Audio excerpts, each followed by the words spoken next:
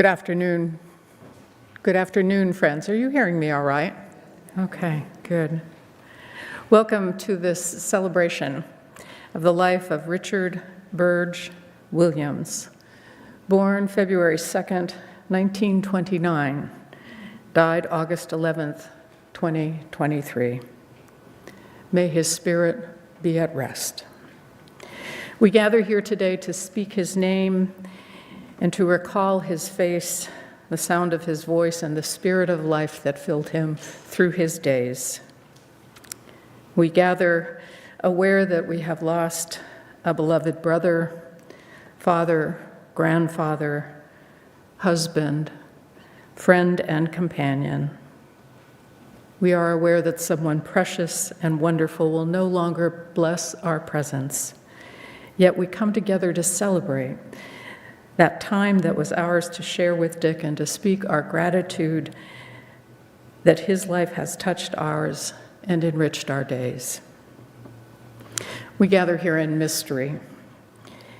The loss of a loved one cannot help but remind us all of the gift of life that we each enjoy and which is fragile and precious.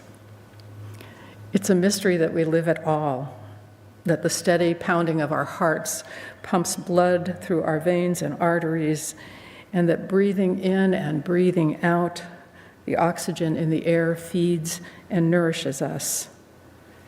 It is a mystery that we know the touch of hands and the pleasures of taste and smell. Death, too, is a mystery to us. We have emerged from unconsciousness to live and move and be in this world, and then when our time is done, to return, as our beloved Dick has, to that great unknown beyond this life that we have lived.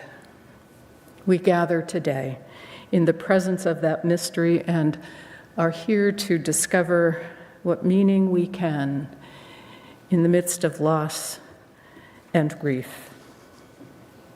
May our memories of him be blessed. He will be missed. Let us take a few moments now to center ourselves and to calm our hearts.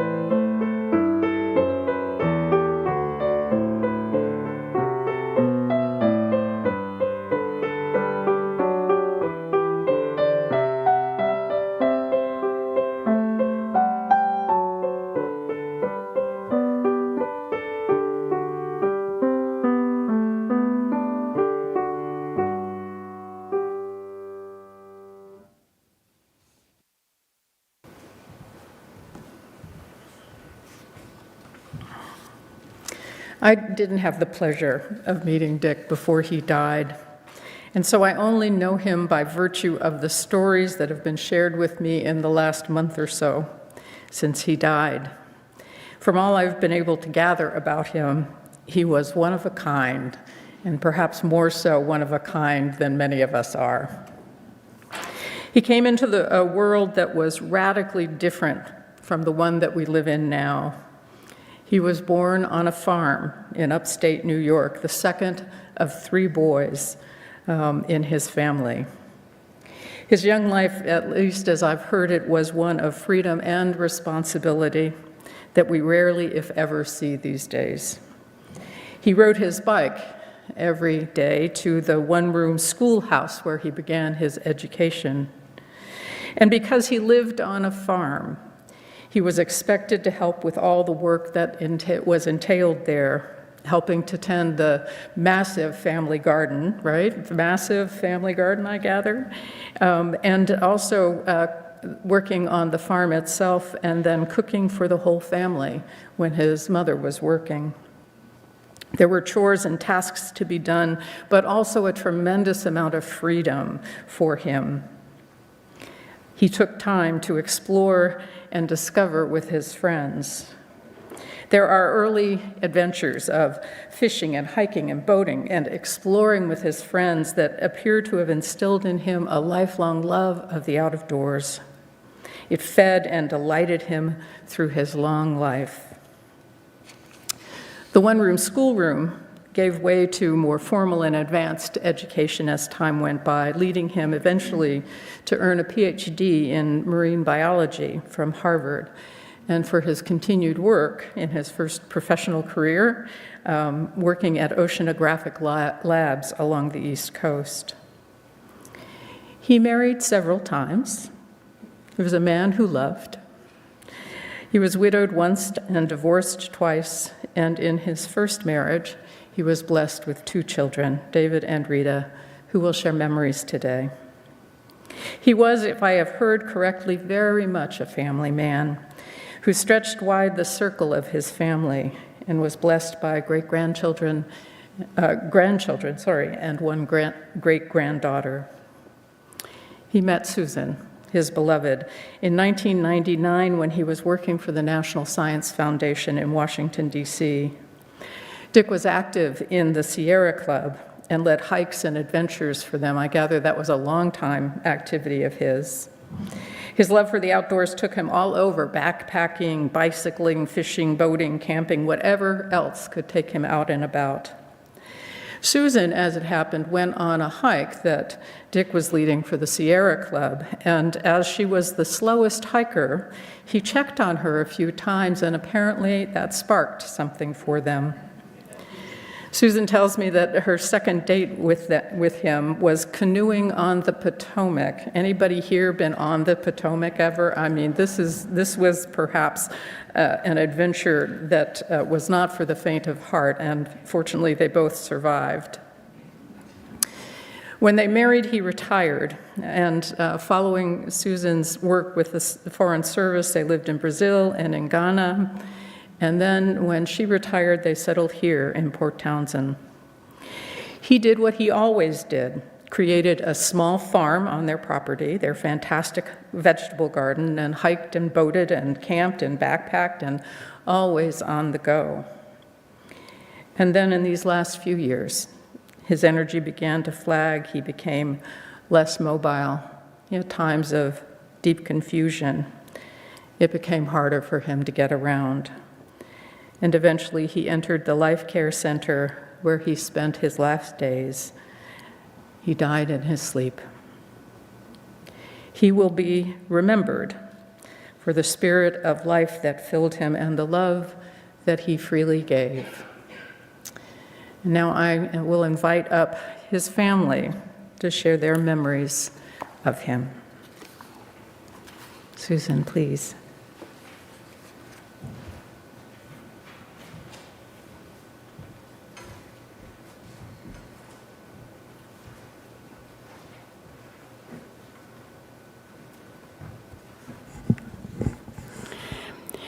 Yes, I never knew that I would meet Dick that day in a parking lot in Maryland in 1999, but I'm so glad that I did.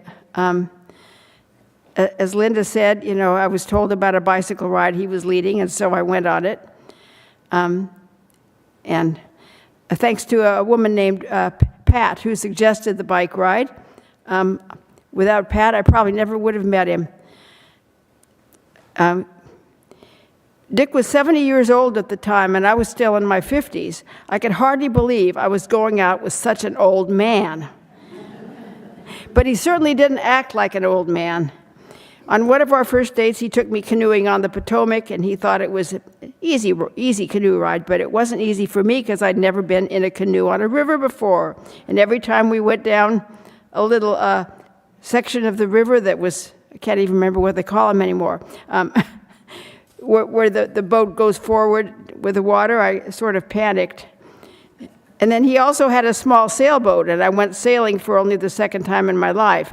He was interesting to be around. He had so much energy and so many interests. It was never boring to be around him. So one thing led to another, and I could hardly believe it, but we ended up, after even only meeting in April, we got married in December.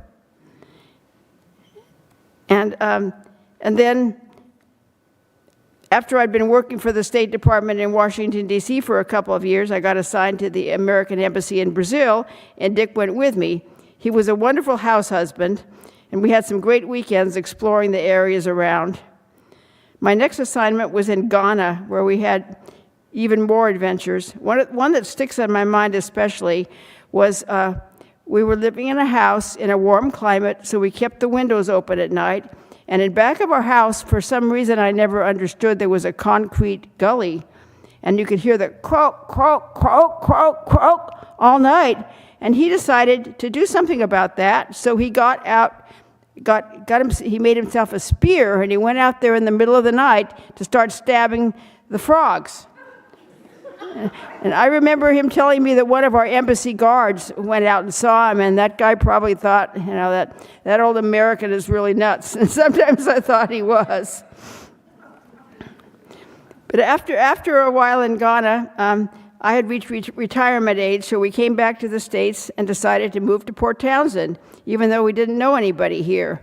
He had a friend he used to work with who lived on Bainbridge Island, and she said, why don't you check out the town of Port Townsend? It's like Bainbridge used to be, which I still don't understand that. But anyway, so we came here, and we came here in July, and it was so charming. We went to the 4th of July fireworks down on Fort Worden, and walking down the street, you could pick these blackberries off the vines. And I went into a Safeway to go shopping, and people said hi, even though they'd never seen me before. And I thought, this was great. I want to live here. So, and he agreed with me.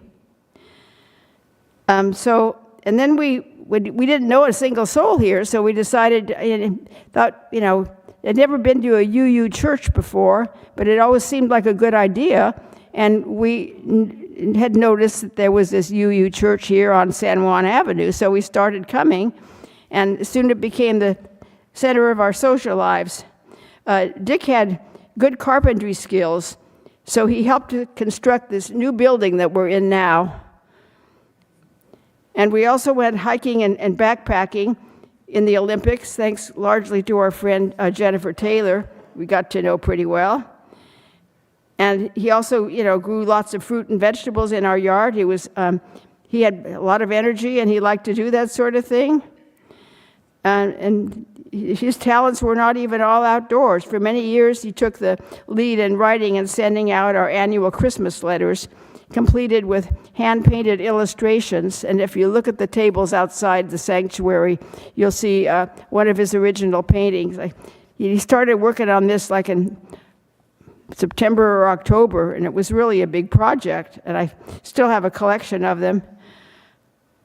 And then I'm just so very glad that we found each other that day. I loved him very much. We were married for 23 good years. I miss him a lot, but in my memory, he will always be alive.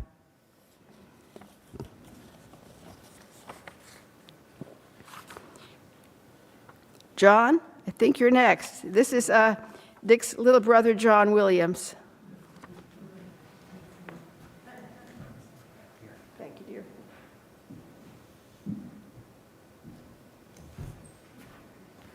Hi, everyone.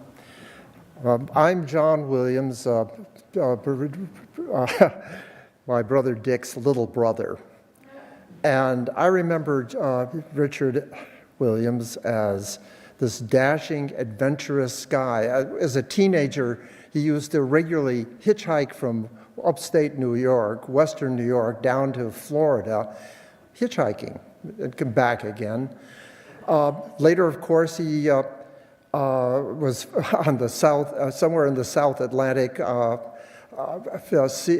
Ocean, doing oceanographic work at sea. You discovered a couple of new species of diatoms. And no one's mentioned the fact that that Richard Williams was Dr. Richard Burge Williams with a PhD in marine biology. But I'd like to tell you a short incident about Richard, my big brother Dick. Just was actually probably before I was born, because he was a young teenager and he was 8 years older than me. And up in his bedroom on the second floor of our farmhouse, he maintained his bedroom as a kind of terrarium where various specimens, live specimens of animals and plants were housed, because after all, he was a naturalist. And my mother told the story, one day in the midwinter, she's in the kitchen, the nice warm kitchen, and in comes Dick with something in his hand. And he says, "Mom, look at this." And she looks at the corner of her eyes. She thought it was a long, slender thing. She thought it was a stick. And she said, "Oh, that's nice, Dick." And then she took another look, and the end of the stick began coiling up around Dick's arm. It was a black snake he'd found under somewhere on the property, frozen up, and he took it, which I'm told that my mother's scream rattled the windows for miles around. Meanwhile, he was ordered up to the second floor to put that thing into his room and not let it out. And that was my brother Dick in action. Yeah. All righty, I promised something from the life of Richard Williams, and you got it.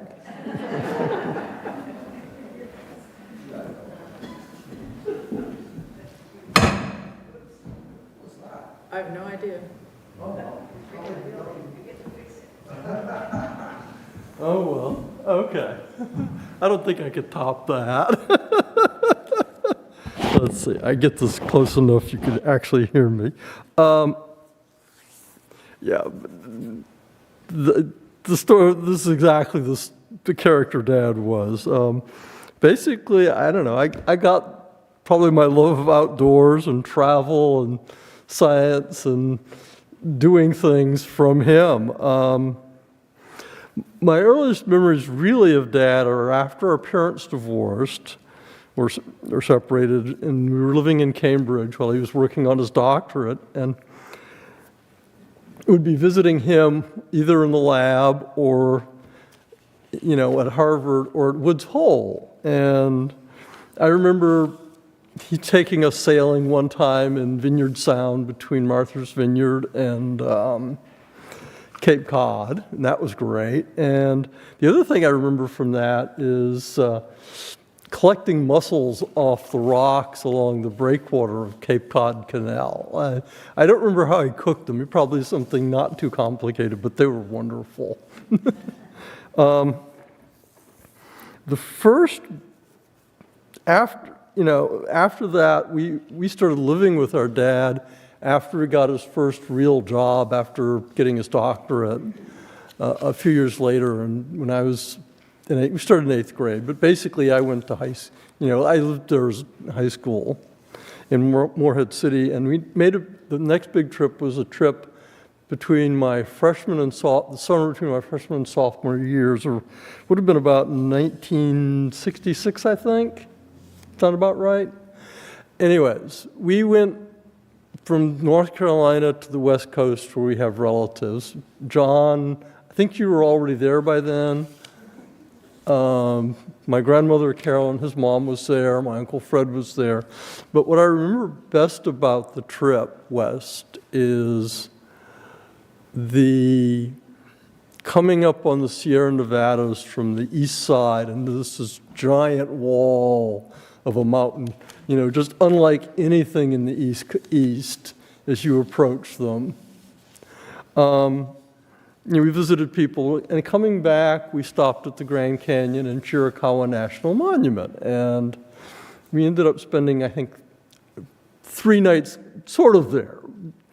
The first full day we were there, I went hiking by myself, and I almost stepped on a little rattlesnake, only about that long, and I came down about to put my giant boot down on top of it, and it buzzed. I said, "Oh, there you are," and I just went around it. I'd missed the real excitement, though. Apparently, there were several large rattlesnakes hanging around the picnic tables in the campground. I don't know if you remember. Somebody told me about that. You don't remember that? No. Oh, maybe that was while you guys were out. But apparently, the campground had rattlesnakes either hiding in the shade to cool off, or maybe out early trying to get some sun while I had been out.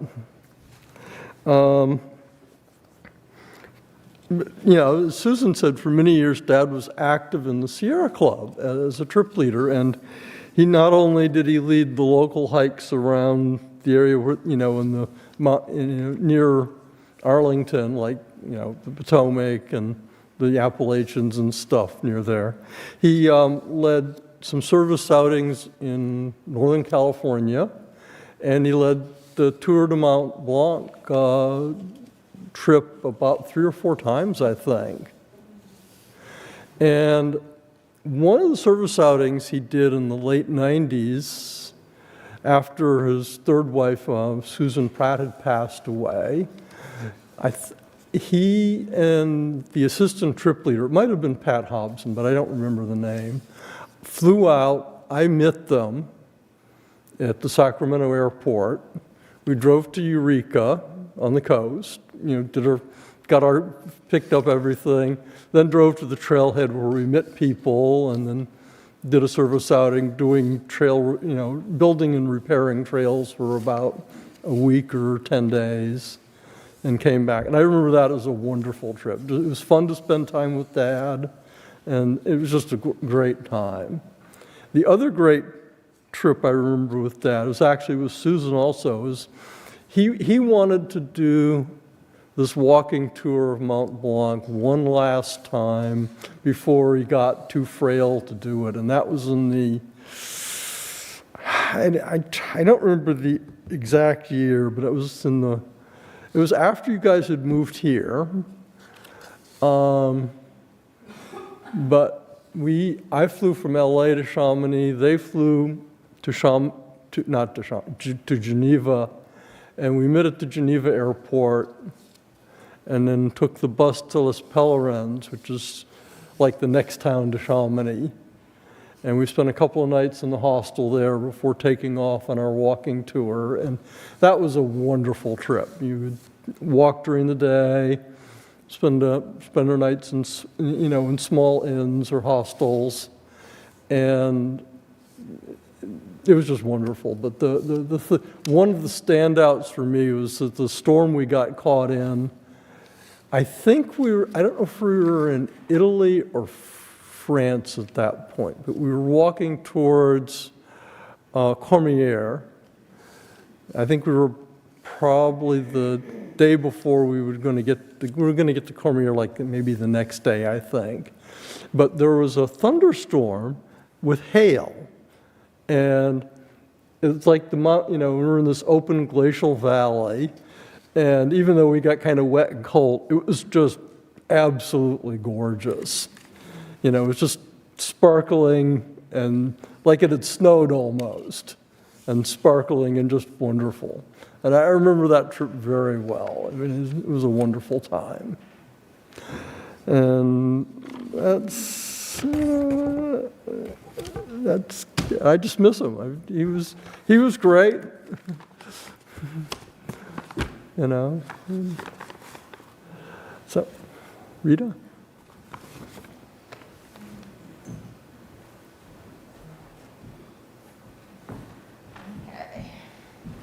I'm Rita Edwards, Dick's younger child. My father loved bright colors. He was the second of 4 brothers. A story his eldest brother, Fred, told me that my father was the smartest and the best scholar of all the brothers, and he was brokenhearted to only get the second highest score on his New York Regency exam. He had wanted to break the record, and he was really upset about that. And he always encouraged me to take responsibility for myself, to be self-sufficient, to repair things or build things, to create things, as opposed to buying things. Every house we were in that could have a vegetable garden had a vegetable garden, a large one. And he was a good carpenter. He once built a folding camp kitchen thing that opened up. You pulled it. This was the same trip my brother was talking about. We were in a tent trailer, and he had this narrow little door, so you could pull this kitchen thing out of the door while it was all folded up, and open it up, and we'd be eating on the roadside. Trying to eat sandwiches before they dried in the New Mexico sun there. I remember that very clearly. Some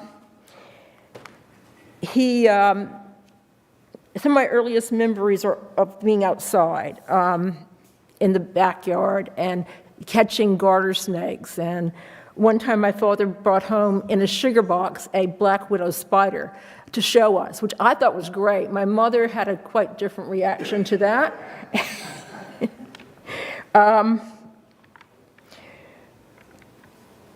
When we started visiting him in North Carolina, he was teaching us to body surf and snorkel and sail these tiny sailboats, except I couldn't go out by myself. I didn't weigh enough to flip it back over, so he wouldn't let me go out by myself. But he encouraged us to do so much by ourselves and to be able to take care of ourselves. And he always, he would give me if I was going out with a boy, he'd give me a time to be back that was later than my boyfriend's time. So he always kind of let us take care of ourselves and be responsible. And I think that really affected me. Yeah.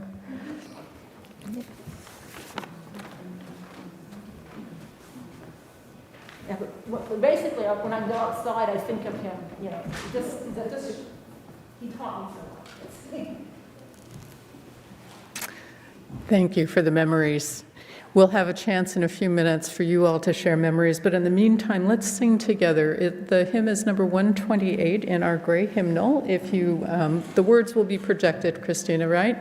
So let's all stand, rise together, and sing.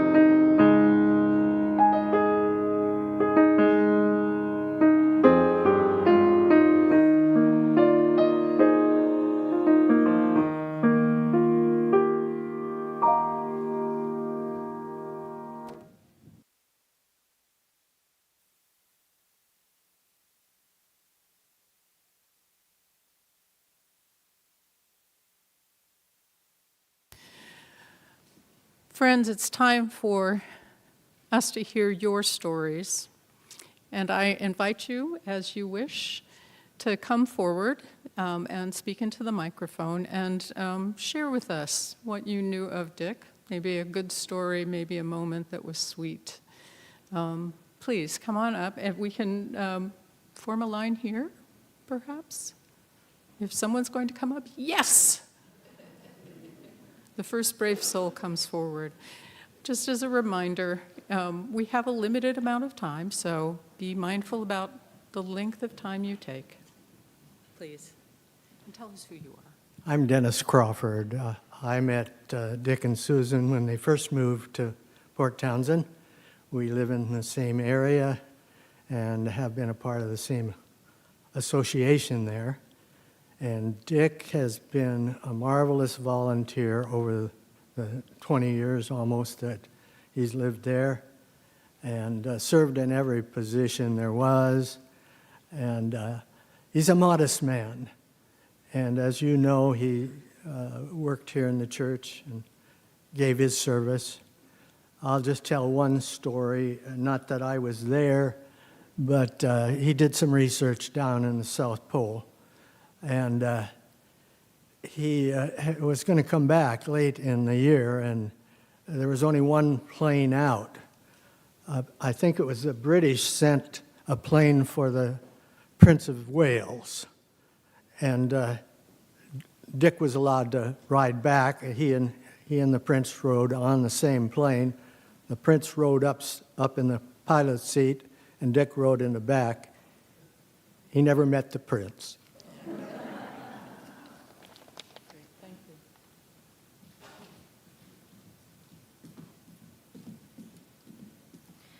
Hi, I'm Christina. I was a semi-neighbor of Dick and Susan's, and I just remember he would invite me every year to come and pick strawberries.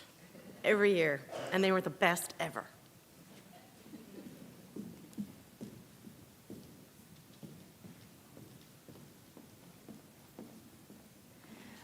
Hi.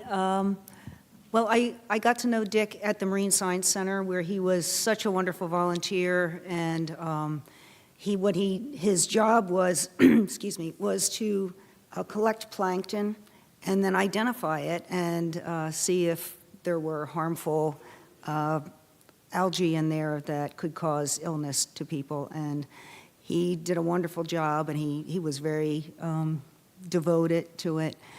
And I loved his Christmas letters every year.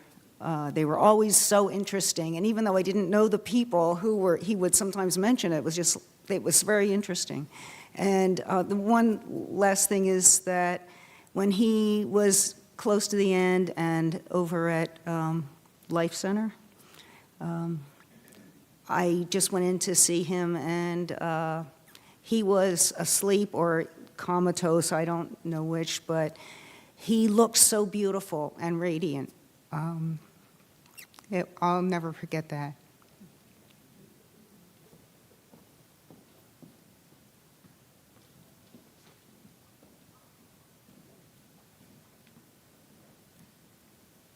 Can I move that down? I think you'll be all right. Hi, I'm Nan Toby Terrell, and Dick was a problem solver. I had the pleasure of Dick coming to my house many, many times without Susan to help me trim the bamboos, figure out why my gate wouldn't close correctly, which no one has ever figured that out, but he had this curiosity about everything. He never gave up on anything. And when I would go with Susan and Dick in the car, they're the only couple I've ever met that they never argued. Like we went on lots of trips together, but I was in the back seat. I mean, they never argued together. They were just, I can't explain it, but he had a great sense of humor, and I loved him because he had this willingness. He never said, Nan, I can't do it. He said, let's figure it out. And I think that's his curiosity for life is just one of those things that I'll always hold. I'm so grateful that he came to my garden so many times, and I loved him. Thanks, Susan.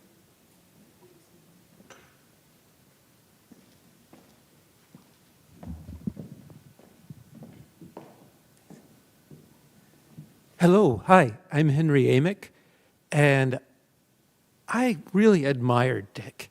And when I stopped to think about why, there were three things that came to mind.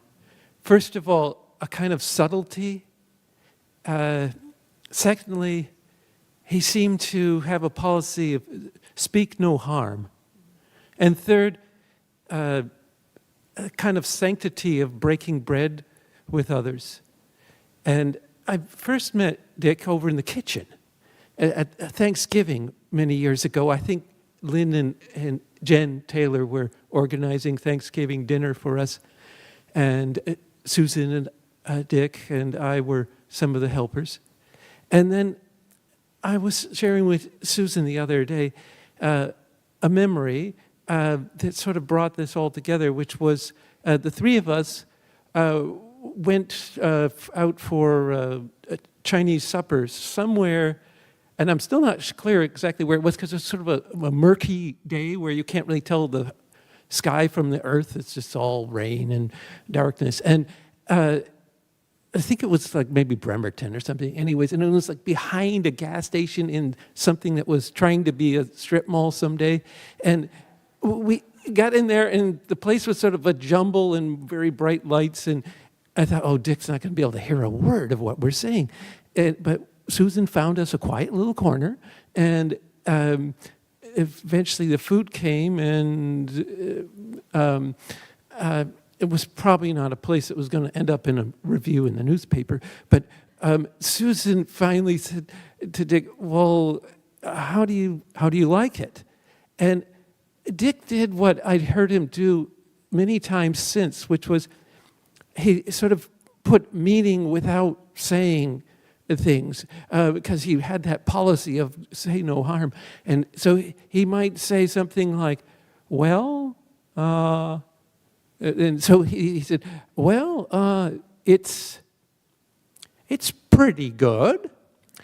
And so when you're out and about this next week, I encourage you to stop and pause when you're in some difficult situation and try to think about what Dick Williams might say. Well, it's pretty good. Thank you.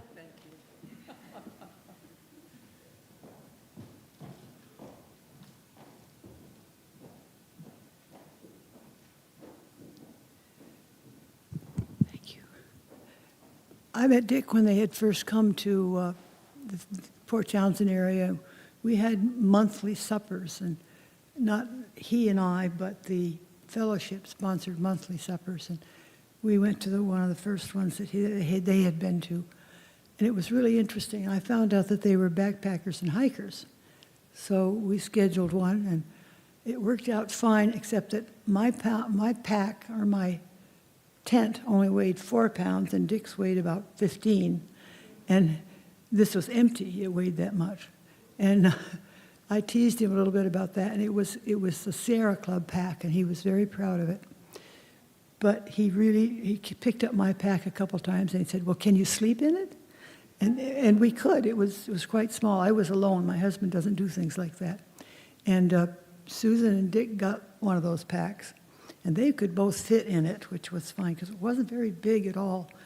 And when he got his pack, he was going to put it up the first night. The rules say you always put it up at home. You don't try to put it up for the first time when you're in the mountains. But he was so competent, he figured he could. But he was putting it up, and he kept coming over and looking at my tent, lifting the pieces and looking at it, and going back and working some more, and then coming back. And he finally admitted he needed help. So I was very proud to be able to help him. But we had lots of fun trips. Dennis, who spoke, went on more than one with us, I think, and it's very different when you get out in the mountains and you don't really have many reserve options if something goes wrong. And he was always very confident and Johnny on the spot, so we had a lot of fun.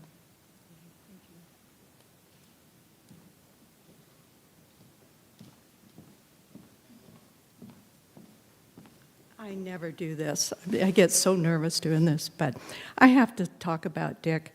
I was fortunate enough to be neighbors with Susan and Dick for many, many years. And I have these three memories of Dick. One is it wasn't Christmas till Dick appeared at our door with the Christmas letter. That was the beginning of our Christmas. And they're so brilliant. So the art and the writing, he was a wonderful writer, very lyrically gifted. It was wonderful.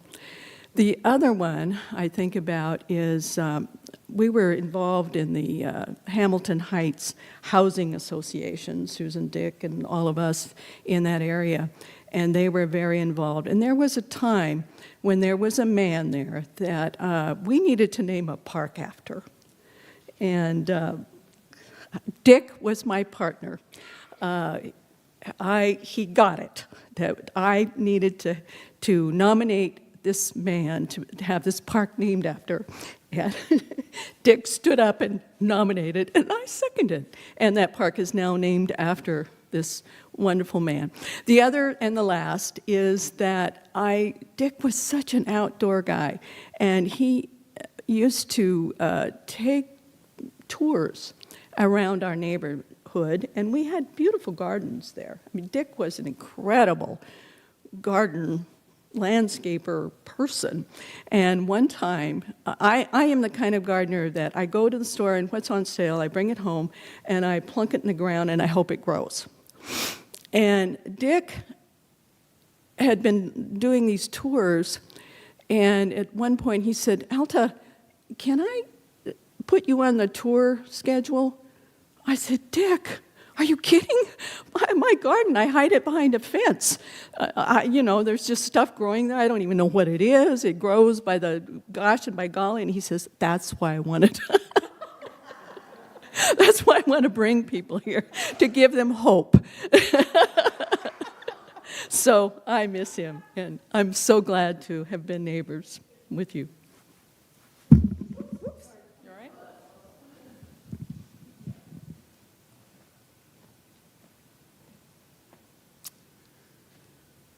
I met Dick probably 20 years ago, shortly after he got here. He joined the Port Townsend City Non-Motorized Transportation Advisory Board, which I was chairing at the time.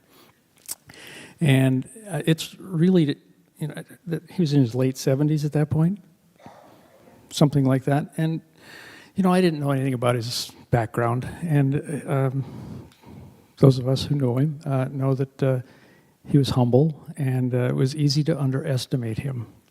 When we were processing things at the table in the committee meetings, when Dick had something to say, it was definitely worth listening to. And over time, I grew to respect his opinion greatly. And we had monthly trail building and trail maintenance projects. And Dick was dependable.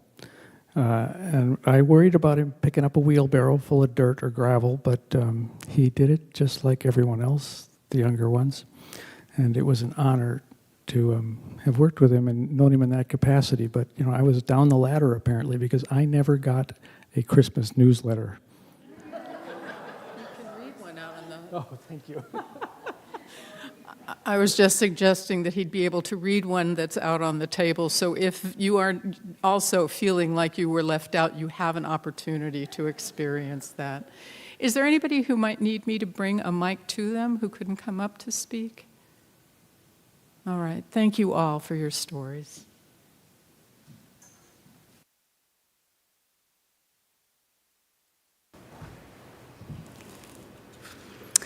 A poem, beloved by Dick, called "Love is Enough" by William Morris. Love is enough.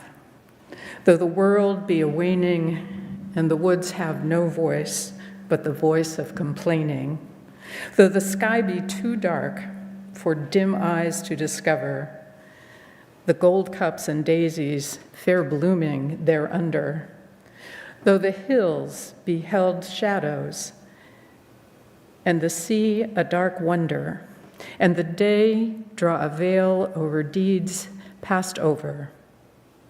Yet their hands shall not tremble, their feet shall not falter, The void shall not weary, the fear shall not alter these lips and these eyes of the loved and the lover. Let's just take a few moments now, friends, to pause in reflection and quiet our hearts and hold this beloved man. Spirit of life and love, be with us today in our grief and mourning. One we have loved is gone, and we raise our hearts up in thanksgiving for his time among us. Remind us this day that in our world, what is most precious and dear to us is also the most fragile. The breath of life is a transitory gift, and we cannot predict when it shall be taken from us. More often than not, we take this gift of life for granted and the gifts of those around us who enrich our lives. Be with us in this moment of loss as we are keenly aware of these gifts, how fragile, how precious they are, how quickly they can slip from us.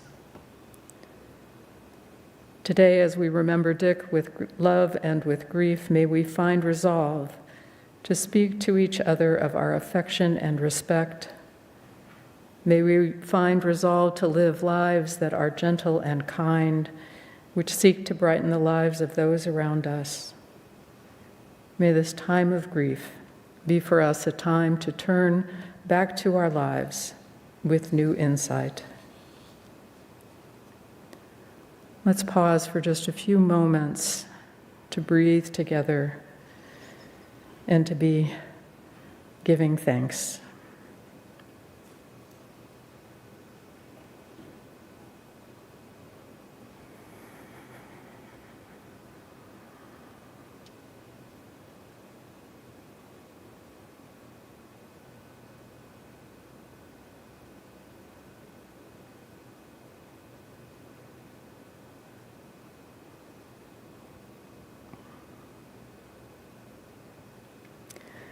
So may it be. Howard Thurman wrote, "I share with you the agony of your grief. The anguish of your heart finds an echo in my own. I know I cannot enter into all you feel, nor bear with you the burden of your pain, but I can offer what my love does give, the strength of caring, the warmth of one who seeks to understand, the silent, storm-swept barrenness of a loss so great. This I do in quiet ways, so that on your path you may not walk alone." This is what we give to each other in times of loss and grief. No kind words, nor the warmth of the touch of a friend's hand can remove the loss or lessen the pain. But we can be and are companions to each other on this common road. So let us be faithful companions in our grief and in the days to come, as that grief softens to sweet sadness, and especially as we rejoice in the love that lives beyond life, the love that is always with us. We close our gathering today with words from Wendell Berry. He goes free of the earth. The sun of his last day sets clear in the sweetness of his liberty. The earth recovers from his dying, the hallow of his life remaining in all his death leaves. Radiances know him. Grown lighter than breath, he is set free in our remembering. Grown brighter than vision, he goes dark into the life of the hill which holds his peace.